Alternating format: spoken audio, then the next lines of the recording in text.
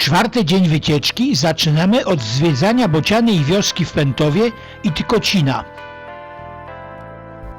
Europejską wioskę bocianią pokazałem w filmie Zanim odlecą bociany.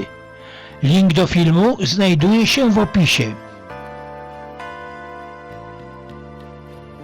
Jedziemy przez szeroką dolinę, w której rzeka Supraśl wpada do Narwi.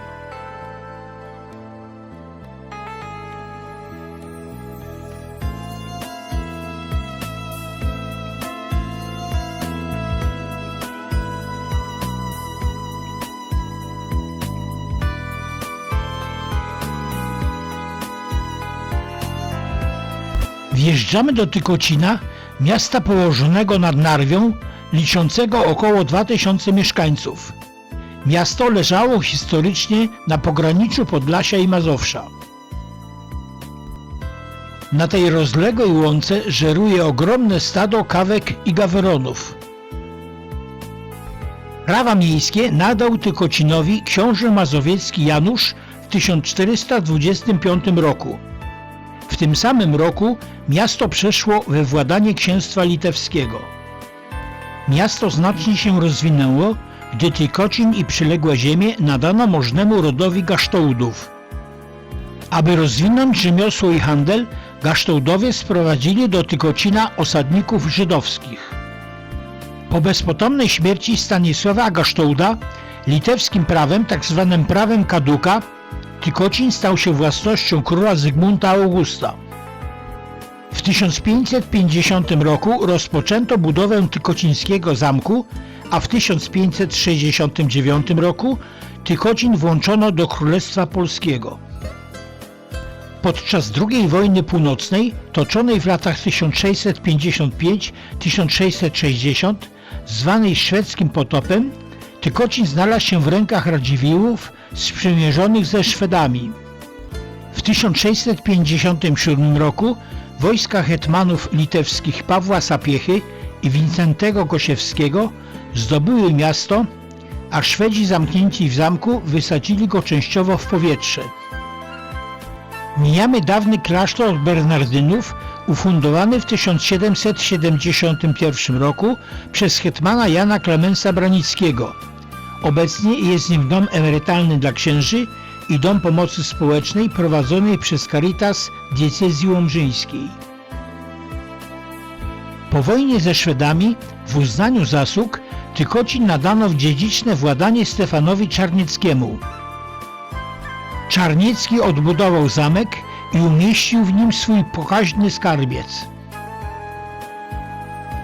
W czasie zaborów Tykocin trafił najpierw pod władanie Prus, następnie Księstwa Warszawskiego, a od 1815 do 1918 roku był miastem Królestwa Polskiego powiązanego z Imperium Rosyjskim. Tykocin leży na trasie szlaku bocianiego biegnącego od Białowieskiego Parku Narodowego przez Biebrzański Park Narodowy aż do Narwiańskiego Parku Narodowego. Przez miasto przebiegają 4 szlaki piesze i 1 rowerowy. Tykocin jest miastem ponad 100 zabytkowych obiektów. W Tykocinie organizowane są liczne imprezy związane z historią i kulturą, w tym żydowską. W szczególności jarmarki historyczne, festyny i święta żydowskie, koncerty organowe, rekonstrukcja bitwy i zdobycie Tykocina oraz zamku w XVII wieku, tykocińska biesiada miodowa, królewskie śpiewanie i inne. Nic więc dziwnego, że do Tykocina licznie przybywają turyści polscy i zagraniczni.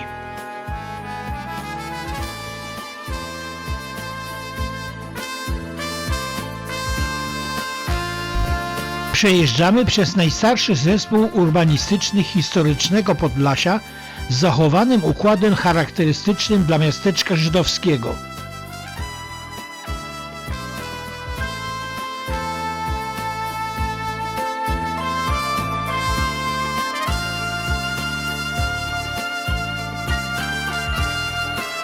Widać już jedną z wież kościoła parafialnego pod wezwaniem Trójcy Przenajświętszej.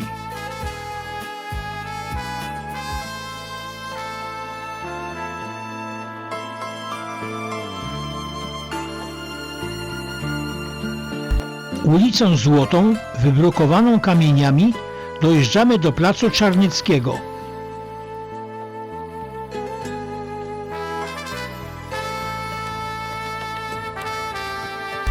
Plac Czarnieckiego, zwany też Dużym Rynkiem, zabudowany jest zabytkowymi domami z przełomu XVIII i XIX wieku. Po środku placu, o kształcie wąskiego trapezu, wznosi się pomnik Stefana Czarnieckiego. Całą wschodnią pierzeję zajmuje bryła kościoła Trójcy Przenajświętszej. Kościół i jego wnętrze pokażę w oddzielnym filmie.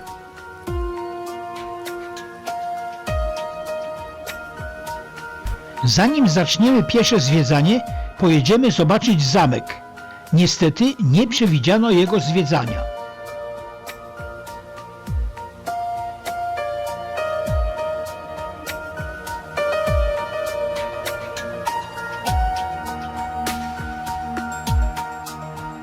Zamek, który leży na prawym brzegu Narwi, obejrzymy panoramicznie. Do budowy tego mostu również wykorzystano przęsła pochodzące z zachodniej Polski.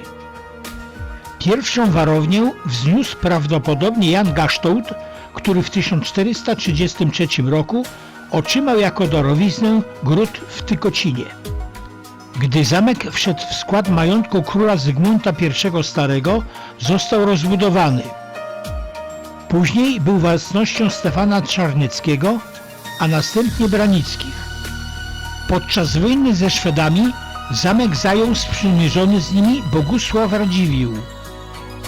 Za Jana Klemensa Branickiego zaczęła się rozbiórka częściowo już spalonego i zrujnowanego zamku. W 1771 roku pozostałości po zamku zostały zniszczone przez powódź. Cegły z rozbiórki wykorzystano do budowy zespołu klasztornego Bernardynów oraz do budowy domów przez okolicznych mieszkańców. Obecny zamek jest rekonstrukcją ukończoną w 2002 roku. W odbudowanym zamku znajduje się muzeum, restauracja, pokoje gościnne, wieża widokowa. Restauracja oferuje dania kuchni dworskiej, regionalnej, polskiej, żydowskiej, tatarskiej i litewskiej. Na zamku odbywają się cykliczne imprezy takie jak Szturm Zamku w lutym, Gęsina na Świętego Marcina w listopadzie, Smaki renesansu czy też podlaskie autokafe dla miłośników motoryzacji i kawy. W bitwie o zamek zwyciężają oczywiście Polacy. Narew płynęła niegdyś kilkoma korytami, co utrudniało dostęp do zamku. W tym miejscu po lewej stronie znajdował się niegdyś port rzeczny. Stąd wypływały statki do Gdańska.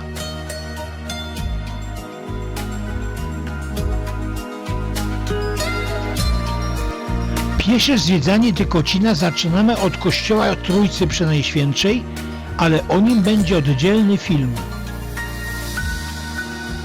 Po zwiedzeniu kościoła Trójcy Przenajświętszej ruszamy spacerem przez plac Czarnieckiego i ulicę Złotą do Wielkiej Synagogi przy ulicy Koziej. Pomnik Stefana Czarnieckiego został ufundowany przez Jana Klemensa Branickiego. Monument wykonany z śródłowieckiego piaskowca wzniesiono w 1730 roku. Hetman w szlacheckim stroju wznosi w prawej ręce złotą buławę, a lewą wspiera się na szabli. Autorem rzeźby był francuski rzeźbiarz Pierre de Coudray. Uważa się, że jest to drugi po kolumnie Zygmunta w Warszawie najstarszy świecki pomnik w Polsce. Kilka domów przy placu Czarnieckiego wpisanych jest na listę zabytków. Pochodzą one z przełomu XVIII i XIX wieku. Są to m.in. domy nr 12, 10 i 6. Przed domami znajdują się ukwiecone ogródki otoczone niskimi, sztachetowymi płotkami. W domu nr 10 w typie dworku szlacheckiego urządzono muzeum wnętrz. Dawny duży rynek zaprojektowano na wzór rynków francuskich. Różnica polegała na tym, że Branicki zaproponował budowę domów drewnianych nawiązujących do polskiej tradycji.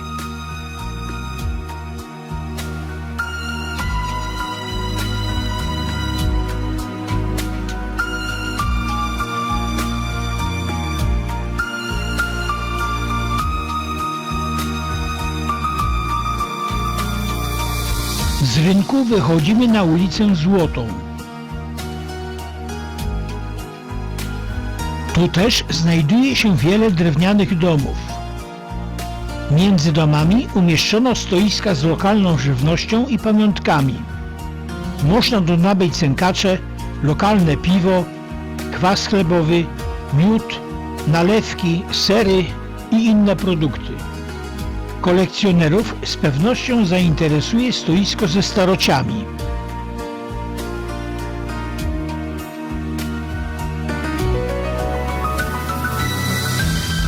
Niedaleko Wielkiej Synagogi znajduje się mały rynek, niegdyś centrum dzielnicy żydowskiej.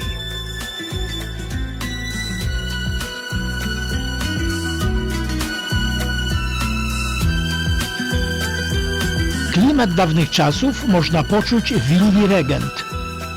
Kuchnia serwuje żydowskie potrawy, czulent szabasowy, kugel ziemniaczany, kreplachy, czyli pierożki, a na deser paschę lody po izraelsku i lekach Abrahama, czyli piernik żydowski.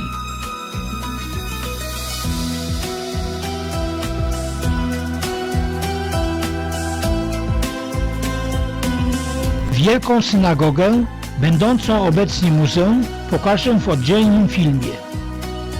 Wracamy do Supraśla, bo jeszcze dziś mamy w planie zwiedzanie Muzeum Ikon.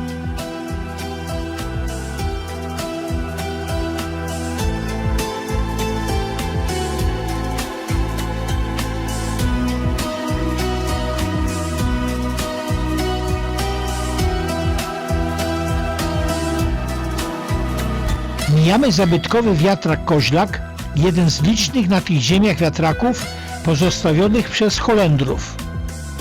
Wracamy tą samą trasą, oczywiście przez Białystok, oddalony o 31 km.